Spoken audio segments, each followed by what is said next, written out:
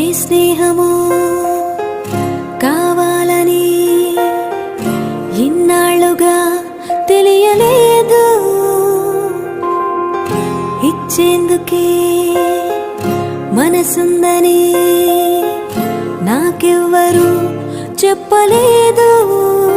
చెలిమి చిరునామా తెలుసుకోగానే రెక్కలొచ్చాయా ఏమిటో, ఎటో వెళ్ళిపోయింది మనసు, ఇలా ఒంటరయ్యింది వయస్సు. ఓ చల్లగాలి ఆచూకి